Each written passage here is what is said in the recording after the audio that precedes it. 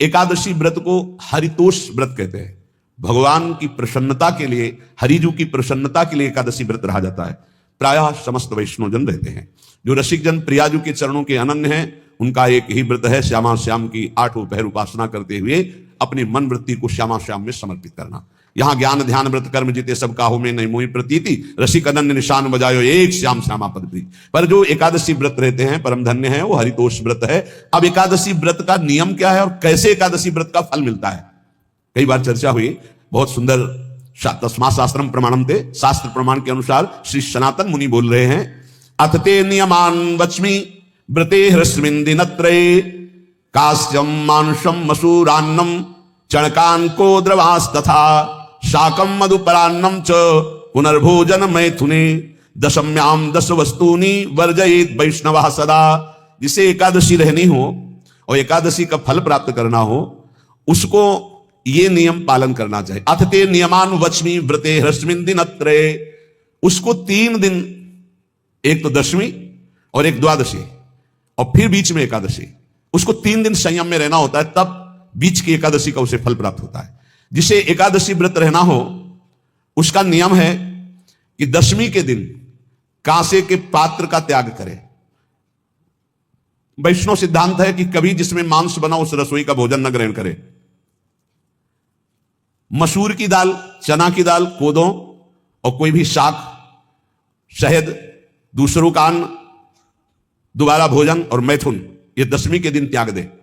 एक बार दशमी के दिन भोजन करे 24 घंटे में, क्योंकि एकादशी रहना है। कांसे का पात्र, जिस रसोई में मांस बना उसके भोजन का त्याग, मसूर की दाल, चना, कोदों, शाक, मधु अर्थात शहद और दूसरे के द्वारा दिया हुआ भोजन और दोबारा भोजन और मैथुन क्रिया, इनका दशमी के दिन कभी भी प्रयोग ना करे। इन 10 वस्तुओं से वैष्णव दूर रहे दशमी के दिन। फिर एकादशी के व्रत में, ये पीछे तो हम वर्णन कर ही चुके हैं, कहीं नहीं आया यहाँ कुटू का कचौड़ी पकौड़ी और सिंघाड़ा का हलवा और ये दुनिया के खीर और सब। ये एकादशी के दिन किसी भी तरह की गेम आदि क्रीड़ा ना खेले। जैसे अब आज व्रत है तो बैठे हैं अपना मोबाइल में गेम खेल रहे हैं, ऐसा कोई भी क्रीड़ा नहीं। द्वित क्रीड़ा, किसी भी तरह का गेम, ये सब खेल नहीं। द्वित क्रीड़ाम च निद्राम च तांबूलम दंत धावनम परापवादम पैशून्यम निस्तेयम हिंसाम तथा रतिम कोपम हृणत वाक्यम च एकादश्याम विवर्जयेत। एकादशी के दिन उपासक को चाहिए कि वो किसी भी तरह की क्रीड़ा, मनोरंजन बिल्कुल नहीं। चनिद्राम, नींद नहीं लेनी उसको, न दिन में न रात में, एकादशी व्रत। और प्रायः पुराने महापुरुषों ने ऐसा किया है। रामदास जी डाकोर के रात में जाते थे, रणछोड़ भगवान के यहां कीर्तन करते थे जाकर, तभी तो भगवान उनके कीर्तन पर, उनकी भक्ति पर रीछ कर गाड़ी में बैठकर उनके साथ आए थे। पूरी रात जगकर कीर्तन करना, और दिन में तो सोना ही निषेध है। द्वित क्रीड़ाम च निद्राम च तांबूलम, पान खाना निषेध है एकादशी को, बिल्कुल नहीं, जो व्रत रह रहे हैं। और दंत धावनम, वृक्ष से तोड़कर जो दतून की जाती है, एकादशी के दिन नहीं। परापवादम, दूसरे की निंदा करना, चर्चा करना नहीं, अर्थात अधिकतर मौन व्रत धारण करे एकादशी के दिन। पैशून्यम, चुगली करना। स्तेयम, कोई चोरी करना। हिंसाम, वाणी से, शरीर से, मन से किसी को दुख पहुंचाना। रतिम अर्थात भोग करना, मैथुन करना। कोपम, किसी के ऊपर गुस्सा करना। अनत वाक्यम, झूठ बोलना। एकादश्याम विवर्जयेत, एकादशी के दिन ये नहीं करना चाहिए। एकादशी को एक बार कुछ फलाहार शुद्ध, अगर आपके पास कोई व्यवस्था नहीं तो थोड़ा दूध है, जल है, ऐसे आप लेकर, या थोड़ा सा फल ले लिया, थोड़ा सा फल लेकर के प्राण पोषण, एक दिन में मर नहीं जाओगे। कितने तो निर्जला एकादशी रहते हैं, हर एकादशी निर्जला। पूज्य श्री मथुरादास जी निर्जला ही रहते थे हर एकादशी। चलो भैया, आपकी सामर्थ्य नहीं तो जल 2-4 बार ले लो, एक बार थोड़ा सा दूध और फल ले लो, चल जाएगा काम, प्राणों का पोषण हो जाएगा। ये आचरण न करे, एक बार कुछ आहार ले ले, वो भी शुद्ध भगवद अर्पित प्रसाद। फिर द्वादशी को काश्यम मानुषम सुराम छौद्रम तैलम वितथ भाषणम व्यायामम च प्रवासम च पुनर्भोजन मैथुने अस्पृश्य स्पर्श मासूरे द्वादश्याम द्वादश त्यजेत। कांस के पात्र में द्वादशी को भी भोजन न पावे, जिस रसोई में मांस बनाओ उसमें आहार न ले, किसी भी तरह का नशा द्वादशी को न करे, शहद न पाए, तेल के बने पदार्थ न पाए, मिथ्या भाषण न करे और बहुत शरीर का व्यायाम न करे, बहुत थकावट वाले कार्य न करे, दोबारा भोजन न करे, एक बार द्वादशी को भी भोजन पवित्र, मैथुन न करे, जिसका स्पर्श नहीं किया जाता ऐसे पदार्थों का स्पर्श न करे और मसूर की दाल न खाए। द्वादशी को जो इन नियमों का पालन करता है, दशमी द्वादशी ऐसे और एकादशी ऐसे, तब उसे एकादशी व्रत का फल प्राप्त होता है।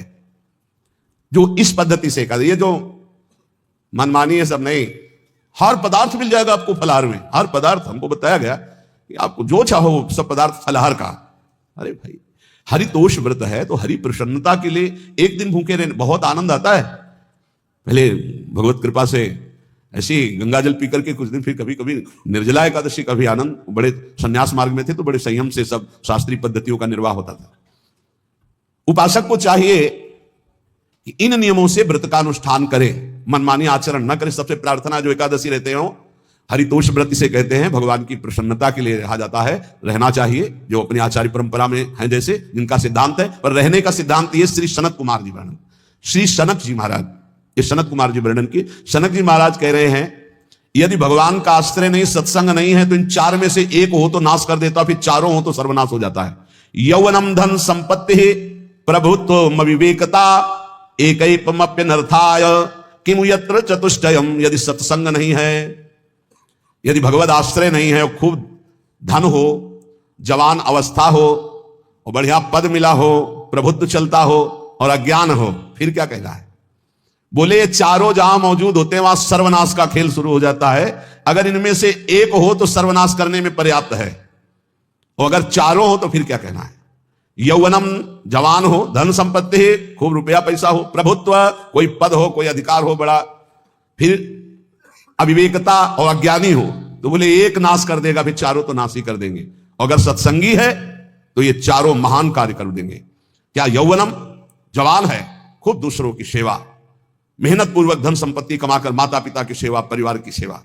ये माता पिता, हमारा वेद कहता है, मातृ देवो भव, तैत्तिरीयोपनिषद, मातृ देवो भव, पितृ देवो भव, आचार्य देवो भव, अतिथि देवो भव, यान्य नवद्यानि कर्माणि तानि सेवितव्यानि नो इतराणि, यान्यस्माकः सुचरितानि तानि तोयोपास्यानि नो इतराणि, ये के चास्माच्छेयाः सो ब्राह्मणाः तेषां त्वया स्नेन प्रश्वसितव्यं, श्रद्धया देयं, अश्रद्धया देयं, श्रिया देयं, ह्रिया देयं, भिया देयं, संविदा देयं। वेद कहता है मातृदेवो भव, माता साक्षात हमारी भगवान है। देव हरि को कहते हैं, केशव देव जिसे कहा, हरि को कहते हैं, गोविंद देव। मातृदेव, माता भगवान है। हे धिक्कार है उन पुत्रों को जो अपने माता के द्वारा पोषित किए हुए शरीर से हाथ उठाते हैं अपने माता पिता के ऊपर। नरक में तुम्हारी जो दुर्दशा होगी भोगोगे। एक हमको दिखाया गया दृश्य कि अपनी माता की कोख में लात मारता है, थप्पड़ मारता है, पिता बैठा है उसको लात मारता है, थप्पड़ मारता है, बाल घसीट कर गेट तक माता को ले जाता है। अब इनकी जो दुर्दशा होगी ये बोल नहीं पाएंगे, बता नहीं पाएंगे। ऐसी जगह मारा जाता है कि बस तलकते रहो, कुछ कह नहीं सकते, घोर नरकों की प्राप्ति होती। वेद कहता, तैत्तिरीयोपनिषद, मातृ देवो भव। ध्यान से सुन लो, सत्संग है, ये माता साक्षात भगवान है। अगर तुमने मारा वाह भर करके इसके आंसू गिरे, जितने आंसुओं की बूंद से भूमि के कण भींजेंगे उतने कल्प तक नरक भोगोगे। ध्यान रखना, तुम्हारा कभी यश, कभी कीर्ति, कभी श्री, कभी हिरी, ये कभी तुम्हारे उदय नहीं हो सकती। तुम्हारा सर्वनाश हो जाएगा अगर मां पे हाथ उठाया। पितृदेवो भव, पिता साक्षात भगवान है। देखो भगवान अवतरित हुए तो प्रात काल उठी कह रघुनाथा, मातु पिता गुरु ना वही माथा। आचार्य देवो भव, माता साक्षात भगवान है, पिता साक्षात भगवान है, आचार्य गुरुदेव साक्षात भगवान है। जो अपनी माता को, अपने पिता को दुख देता है, अपने गुरुदेव की अवहेलना करता है, उसका कभी मंगल हो सकता है? वो कभी सुख प्राप्त कर सकता है? वेद कहता है जो निर्दोष कर्म करते हुए धन कमाकर, कैसा कर्म? निर्दोष कर्म करते हुए धन कमाता है और उस धन से अपने बूढ़े माता पिता और गुरुजनों की सेवा करता है, जीवन धन्य है। धिक्कार है उस पुत्र को, धिक्कार उस जवानी को, धिक्कार है उस धन को, धिक्कार उस बुद्धि को जिसको ये सब प्राप्त होने पर भी अपने बूढ़े माता पिता को दर दर के भटकने के लिए विवश कर देते हैं, जो अपने बूढ़े माता पिता को कष्ट देते हैं। जहां वेद कह रहा है मातृ देवो भव, पितृ देवो भव, आचार्य देवो भव, अतिथि देवो भव, चार बातें कही, अतिथि देवो भव। अगर बिना परिचय के कोई आ गया, कह रहा भूखा हूं, भोजन पवा दो, भगवान पधारे हैं, हम कह रहे मत अंदर आने दो, गेट के बाहर पवा दो, तुम्हारा संशय, पर उसे भूखा मत जाने दो, अतिथि देवो भव। जो निर्दोष कर्म करके अर्थ कमाकर अपने माता पिता गुरुजनों की सेवा करता है, उसी का जीवन धन है। पशुवत आचरण, मनुष्य शरीर प्राप्त करके राक्षस आचरण, राक्षसों की यही पहचान होती है। मां नहीं मातु पिता नहीं देवा, साधुन ते करवा वही सेवा। तुम्हारे जो पुण्य है ना सब भस्म हो जाएंगे, आप खिलवाड़ मत समझो। वो विरक्त है, भले तुम्हें नौजवान दिखाई दे रहा है, वो शरणागत है, जो आचार्य ने मंत्र दिया वही गुरु परंपरा से चला रहा है, वही मंत्र उसमें। आप उसको बोल रहे हमारे लिए कुर्सी डालो, पैंट शर्ट पहने हो, कुर्सी डाल। हाँ, आप असमर्थ हो तो हाथ जोड़कर प्रार्थना कीजिए कि बैठने में हमारी टांग टूट गई है, हम बैठ नहीं पा रहे हैं, क्या व्यवस्था हो सकती है क्या? याचना इस कोटि की, आदेश बाबा जरा कुर्सी लाना, बाबा तो कुर्सी रख देंगे, आप उनको तुम भिक्षुक समझते हो, सारे सुकृत तुम्हारे नष्ट हो जाएं। ये जो संतों के द्वारा दिए हुए आसन में अयोग्य पुरुष बैठ जाते हैं ना, इनके सारे सुकृत नष्ट हो जाते हैं। क्या समझते हैं? तुरंत आसन दिया जाता है, किसी भी आओ, आसन को प्रणाम करके समेट कर रख दो। अगर आसन में बैठने की योग्यता रही, आसन में बैठने की योग्यता उसकी मानी जाती है जो सामने बैठा है उस स्थिति का हो या उससे श्रेष्ठ हो। बहुत होश में ये बातें सत्संग में ही मिलती है और अन्यत्र नहीं मिलती। आसन बिछाने का मतलब तुम कोई महान नहीं हो गए हो, अपने में दैन्यता नहीं तो वैष्णव किस बात के? आसन ग्रहण वैसे ही बिछा हुआ है, उसके ऊपर आसन लगा हुआ है गुरुजनों के लिए, श्रेष्ठ जनों के लिए। आप आसन में बैठने के अधिकारी हैं। सत्कर्म के द्वारा कमाए हुए धन से मातृ देवो भव, पितृ, हम बार बार चिल्ला के कह रहे क्योंकि कलयुगी इन पुत्रों को अब समझ में नहीं आ रहा, जो बोओगे वही काटोगे। अगर आप अपने पुत्रों को सत अध्यात्म की शिक्षा देंगे और स्वयं अध्यात्म से चलेंगे तो तुम्हारा बुढ़ापा ठीक से जाएगा। नहीं, बुढ़ापा बहुत मुश्किल से कटता है, बहुत मुश्किल से। हाँ, हमें कई दृश्य देखने को मिलते हैं। बता रहे एक बार बिंदौर इधर है, इच्छावर फतेहपुर, वहां से भ्रमण करते यार, बड़े मकान से वयोवृद्ध भागते हुए आए, स्वामी जी स्वामी जी स्वामी जी, बहुत कष्ट में हूं। क्या कष्ट है आपको? आप तो महल से उतर रहे हैं, ये किसका है? बोले मेरा ही है। उनका कष्ट क्या है? बोले 4 लड़का है, 4 बहू है, सब खाते पीते हैं, मैं बहुत कष्ट में हूँ, सब कोई अपमान करता है। तुम निकलो फिर बाहर, बाबा जी बनो, भजन करो, भगवान के मार्ग का अनुसरण करो, चौथी अवस्था है। बोले ये तो नहीं हो सकता, रहूंगा तो यही कुछ ऐसा कर दो कि जिससे हमारे बच्चों की बुद्धि बदल जाए, जो हमको पीटते हैं, गाली देते हैं। हमको वो जादू तो हम जानते नहीं, और चल पड़े। और बड़ा अंदर से चिंतन हुआ कि जीव कितना आसक्त है उन्हीं पुत्र परिवार घर में। बुढ़ापे का समय है, चौथी अवस्था में, अगर घर ही में रह के भजन करो तो झंझट नहीं होगी, जो मिले जैसे मिले जीवन यापन करो, भजन करो, लेकिन प्रभु से मतलब नहीं। तो जितने भी जवान भाई बहन सुन रहे हैं, आप अपने माता पिता को, यहां हमारा वेद कहता है मातृ देवो हो, माता भगवान है, पितृ देवो हो, पिता हमारा भगवान है। धर्म के द्वारा कमाए हुए धन से माता पिता की सेवा करो। दूसरे दोषयुक्त कर्मों का कभी आचरण मत करो। यन्नस्माकं सुचरितानि तानि तोयो पापाश्यानि नो इतराणि। सुंदर आचरण करो जो महापुरुषों के द्वारा विधान किए गए हैं, पाप आचरण कभी मत करो। हमारे आचरणों में से एक भी ऐसा आचरण नहीं होना चाहिए जो दूसरे को दुखी करके धन संपत्ति लेने वाला हो। वेद कहता है पापाचरण किया और आपको गड्डी पकड़ा दी, आप निर्दोष को दंड दे दिए और दोषी को धन के कारण मुक्त कर दिए। अब आपके परिवार में जो तांडव मचेगा वो झेल नहीं पाओगे, चाहे कोई भी हो। बहुत ध्यान से सुनना है, सत्संग है, ये शास्त्र है। जो अधर्म पूर्वक दूसरे के द्वारा दिए हुए धन से गलत निर्णय करता है, दोषी को मुक्त करता है और निर्दोष को दंड देता है, उसको दुखिया को न सताइए, दुखिया देगा रोए। जब दुखिया के मुखिया सुने तब तेरी गति क्या होए। मर्सिडीज गाड़ी में भुन जाओगे भुट्टे की तरह अंदर, कोई सांस लेने की जगह नहीं मिलेगी। कैसे? आगे से गाड़ी में किसी कारण आग लग गई, चलती गाड़ी में। अब आजकल सब रिमोट का सिस्टम होता है, वो तार जल गए जिनसे गेट खोला जाता है। अब गेट लाख लोग हैं आसपास, कोशिश कर रहे हैं, ना गेट खुल रहा है, ना शीशा टूट रहा है, भम मचा हुआ है, चीखते हुए अंदर एक एक परिवार का सदस्य भस्म हो रहा है। क्यों? किसी के परिवार को उजाड़ा तुमने, किसी के निर्दोष की तुमने दंड विधान किए हैं, पापाचरण किए, वो भोगना पड़ेगा। इसीलिए बार बार तुम्हें भयावह शब्दों से कहते हैं कोई तुम्हें दंड नहीं देगा, तुम्हारे कर्म हर समय तुम्हारी खोपड़ी में सवार हो, वही तुम्हें दंड देंगे। इसलिए हमारा वेद कहता है यन्यस्माकः सुचरितानि तानि तोयो पापास्यानि नो इतराणि। जिसमें महापुरुष विधान किए हैं कि यह आचरण करो वो सुकृत है, और जिसे मना करते हैं ऐसे पापाचरण मत करो, कभी दूसरे का अहित मत करो। जो कोई भी हमसे श्रेष्ठ गुरुजन है उनका आदर करो, उनको आसन दो, उनको विविध पदार्थों से सुख पहुंचाओ, विश्राम कर लेने के बाद वार्ता करो। श्रद्धा पूर्वक माता पिता गुरुजन अतिथि इनकी सेवा करना परम धर्म है। अश्रद्धा पूर्वक इनको कभी मत बर्ताव करो। बोलना, भोजन, ले बूढ़े जनों को ऐसे देखा है, ऐसे बड़ा कर लो, तुम्हारी भी बुढ़ापा आएगी, पता नहीं आ पाएगी कि नहीं आ पाएगी। अगर आएगी तो बहुत बढ़िया आएगी, तुम्हें ऐसे सताएगी कि आप देख लेना। बहुत हमारा हृदय इस बात से पीड़ित हो जाता है कि मां के प्रति ऐसा बर्ताव, जिस मां ने इतना पिता की क्षमता से हजारों गुना बढ़कर माता का प्यार होता है। ऐसे माता को, ऐसे पिता को हमें तो लगता है रोज चरण धो के पीना चाहिए। भगवान साक्षात इनमें विराजमान है। भगवान सच्ची कहता हूं, जो अपने माता पिता को त्रास देते हैं भगवान भी रक्षा नहीं करेंगे। कोई दान पुण्य तुम्हारा काम नहीं आएगा, क्योंकि ऐसे महामहिम पूज्य माता पिता के प्रति आप ऐसा देखो। प्रार्थना करते, चाहे गाली बकने वाले, गुस्सा करने वाले माता पिता हों, यदि वो चल नहीं पाते, वयोवृद्ध है, तो भगवान की तरह पूजा करो, उनके व्यवहार को मत देखो, तुम्हारा काम बन जाएगा, उनका आशीर्वाद आपको मिल जाएगा। आर्थिक स्थिति के अनुसार अतिथि की सेवा करो, गुरुजनों की सेवा करो, भय से भी युक्त होकर सेवा करो। अधिकार है माता पिता का, गुरुजनों का। यदि आप सेवा नहीं करोगे तो अपराध लगेगा। इतना बड़ा शरीर पैदा किया है, लेबरी करो, रिक्शा चलाओ, उससे जो मिले अपने माता पिता की सेवा करो। तो यहां कह रहे कि ये चार अगर आपके पास हैं, इनका सदुपयोग नहीं हो। यौवनम धन संपत्ति प्रभुत्वम अविवेकता एकैपमप्यनर्थायम किमुयत्र चतुष्टयम। यदि धन है, जवानी है, आपका प्रभुत्व चलता है, बड़े पद में हो और अज्ञानी हो, एक तो सर्वनाश कर देता है, फिर चारों हो तो सर्वनाश पक्का। और यदि कहीं भगवान का आश्रय मिल जाए, संत जनों, तो ये परम मंगलदायक है। अविवेक विवेक में बदल जाता है। जो धन है, इसकी तीन गतियां बताई गई हैं। दान भोग विनाशश्च राया शीर्गतस्त्रिधा। तीन गति होती है, एक दान और एक स्वयं भोग करना। और अगर नहीं किया तो सर्वनाश, वो नाश को ही प्राप्त हो जाएगा। गांव के कंजूस जनों के धन दीवालों में निकलते हैं, मटकी में बंद बंद करके दीवाल में पैक कर दिया और मर गए। अब दीवाल में नहीं, अब लॉकर में है, बैंक में है। कितने हैं? बोले इतने करोड़।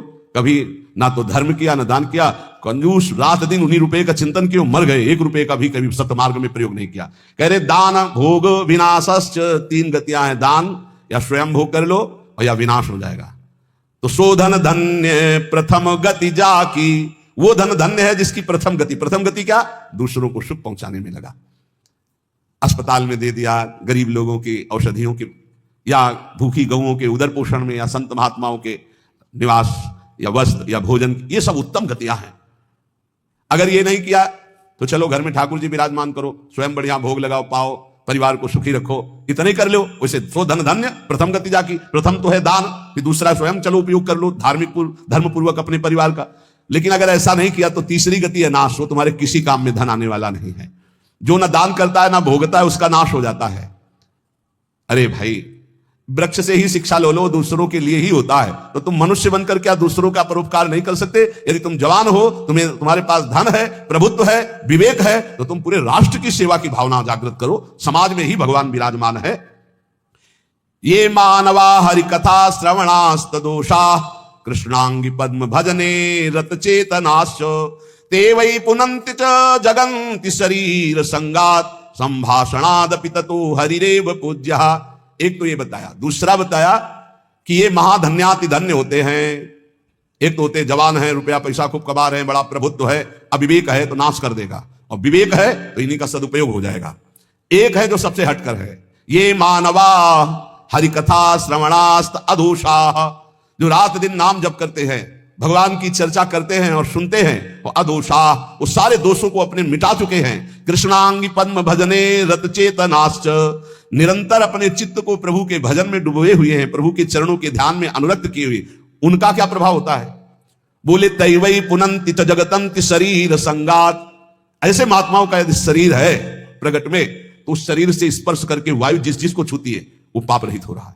जो उनके दर्शन करते हैं वो पाप। संत दरस जिमि पातक तरही, संतों के दर्शन मात्र से पाप नष्ट होते हैं, उनके शरीर के स्पर्श से पाप नष्ट होते हैं। संभाषणादपि ततो हरिरेव पूज्यः, यदि उनसे संभाषण करने को मिल जाए तो बोले वो इतना पवित्र हो जाता है कि भगवान उनमें वास करने लगते हैं। हरिदेव, हरि उसमें विराजमान है, हरि ही है, ऐसा वो पूज्य हो जाता है। यदि जो नाम जप कर रहे हैं, जिनका चित्त भगवान के चिंतन में है, जो कथा भगवान की चर्चा कर रहे हैं, जो भगवान की चर्चा सुन रहे हैं, अदोषाहा, जो समस्त दोषों पर विजय प्राप्त कर चुके हैं, ऐसे मानवाहा पुनंती च जगतंती, वो पूरे जगत को पावन करने की सामर्थ्य रखते। सातरते सातरते सा लोकाम तारयति मम भक्ति युक्तो भोनम पुनातु, वो लोक के लोक पावन कर देते। कैसे? उनके शरीर से स्पर्श की हुई वायु दूसरों के पापों का नाश, उनका दर्शन दूसरों के पापों का नाश, उनका संभाषण दूसरों के पापों का नाश। यदि संत संग मिल गया तो निश्चित हरिदेव ही, वो भगवान से ही मिल रहा है, क्योंकि वहां भगवान जागृत है सबके हृदय में, पर भगवान शयन कर रहे हैं, माया का पर्दा लगाए। संत के हृदय में भगवान पर्दा रहित होकर जागृत हो चुके हैं। तो उनके दर्शन से, संभाषण से, स्पर्श से निश्चित परम कल्याण इस जगत का होता है। कौन भगवान? भगवान किसे कहते हैं? तो बोले सनंदन मुनि बोल रहे हैं। सनातन जी की सुना, एकादशी व्रत पर बोले, और अभी तक सनक जी बोल रहे। अब सनंदन जी कह रहे ऐश्वर्य समग्रस्य धर्मस्य यशसः श्रियः ज्ञान वैराग्ययोश्चैव शरणाम भग इतीर्णा। संपूर्ण ऐश्वर्य, संपूर्ण धर्म, संपूर्ण यश, संपूर्ण श्री, संपूर्ण ज्ञान, संपूर्ण वैराग्य, ये 6 जहां विराजमान हैं भग, उन्हें भगवान कहते हैं। ये पूर्ण रूप से भगवान में ही विराजमान है, और जिसमें ये सामर्थ्य है उसे भगवान कहते हैं। उत्पत्ति प्रलयम चैव भूतानामा गतिम गतिम वेत्ति विद्याम अविद्याम च सवाच्यो भगवानिति। जो सबकी स्वयं अपने संकल्प से उत्पत्ति करता है, उत्पत्ति करने वाले ब्रह्मा जी की भी जो उत्पत्ति का कारण है, जो अपने ही बल से सबका विनाश कर देता है, प्रलय, और जो सबका पालन करता है, उसे भगवान कहते हैं। जो आवागमन तथा विद्या अविद्या इसका स्वामी है, उसे भगवान कहते हैं। जो संपूर्ण ऐश्वर्य, संपूर्ण धर्म, संपूर्ण यश, संपूर्ण श्री, संपूर्ण ज्ञान, संपूर्ण वैराग्य और उत्पत्ति, पालन, प्रलय का स्वामी, जो विद्या अविद्या आवागमन जिसी के इशारे से होता है, वही है भगवान, वही सबका भगवान है। इसलिए जो उपासक भगवान की आराधना करता है, वो ये देखे, सा एवाधस्तात् वेद, सा उपरिष्टात्, सा पश्चात्, सा पुरस्तात्, सा दक्षिणतः, स उत्तरतः, स एवेदः सर्वमित्यथातो अहंकार देश एवाहमेवाधस्तादः मुपरिष्टादहं पश्चादहं पुरस्तादहं दक्षिणोतोः मुत्तरोतोः मे वेदः सर्वमिति। वो जो भगवान है, कहा है? बोले सा एवाधस्तात्, सा उपरिष्टात्, वो नीचे है, वो ऊपर है, वो पीछे है, वो आगे है, वो दाहिने भी है, वो बाएं भी है, और वही ये सब कुछ है जो देख रहे हो, केवल भगवान ही भगवान है। बोले जो ऐसा देखता है उसका अहंकार भगवान में लीन हो जाता है। अब वो देखता है मैं ही नीचे हूं, मैं ही ऊपर हूं, मैं ही पीछे हूं, मैं ही आगे हूं, मैं ही दाहिने हूं, मैं ही बाएं हूं, मैं ही ये सब कुछ हूं, मैं ही मैं, अहम ब्रह्मास्मि। 2 भाव बताए। एक भक्त जो भगवान को सर्वत्र देखता है, और एक जो अपने अहम को भगवान में स्थापित कर देता है भेदभाव से, वो अपने आत्मस्वरूप को देखता है। जिसने ऐसा भगवान का अनुभव कर लिया कि आगे पीछे दाहिने बाएं ऊपर नीचे हर समय मेरे श्री भगवान हैं, तो न पश्यो मृत्युम, इसका फल है, पश्यति न रोगम, नोत दुखाताः सर्वाः पश्या पश्यति सर्वमाप्नोति सर्वस इति। बोले उसको किसी भी प्रकार का रोग दुख नहीं दे सकता। जो ये देखता है सा एवाधास्तात्, सा उपरिष्टात्, सा पश्चात्, सा पुरस्तात्, सा दक्षिणा, सा उत्तरा, उत्तर में दक्षिण में ऊपर नीचे दाएं बाएं हर समय मेरे प्रभु हैं, केवल प्रभु को देखता है, तो न पश्यो मृत्युम, मृत्यु की ताकत नहीं कि उसकी तरफ देख सके। ध्यान देना, ना तो उसे मृत्यु परेशान कर सकती, दुख नहीं। हम आपको कई बार बोले कि महाभागवतों का शरीर कैसे छूटता है, जैसे बड़े गजराज के गले से मल्ली की माला, मोगरा देखते छोटी छोटी कली, कब टूट के गिर गया पता ही नहीं चला, ऐसे जन्मत मृत्यु साधुक हुई, भक्त को नहीं व्यापता। बोले ना तो वो मृत्यु, ना पश्यो मृत्युम पश्यति, मृत्यु ना रोगम, बड़े से बड़ा रोग उसको परास्त नहीं कर सकता। ये इसका फल है जो हर समय भगवान में स्थित है। नोत दुखाताः सर्वाः पश्या पश्यति सर्वमाप्नोति सर्वस इति। वो सबको भगवत स्वरूप देखता है, अतः वो भगवान में प्रतिष्ठित, ना उसको मृत्यु छू सकती, ना रोग छू सकता है, ना किसी तरह का दुख छू सकता है। यही प्राप्त करने के लिए रोज चर्चा होती है। ऐसी ऊंचाई पर चढ़ जाओ कि कोई भी रोग, कोई भी शोक, मृत्यु, नाना प्रकार के विकार तुम्हें विचलित ना कर पाए। वो स्थिति है भगवद स्थिति, भगवदाकार। रात दिन प्रभु का भजन करते और देखते कि चारों तरफ से हरि मुझे घेरे हुए, जैसे प्रहलाद जी देखते, उसको कोई भय नहीं, कोई दुख नहीं, कोई रोग नहीं, कोई शोक नहीं। ये कैसे होता है? बोले आहार शुद्धौ सत्व शुद्धि, सत्व शुद्धो ध्रुवा स्मृति, स्मृति लंबी सर्व ग्रंथि नाम विप्रमोक्ष।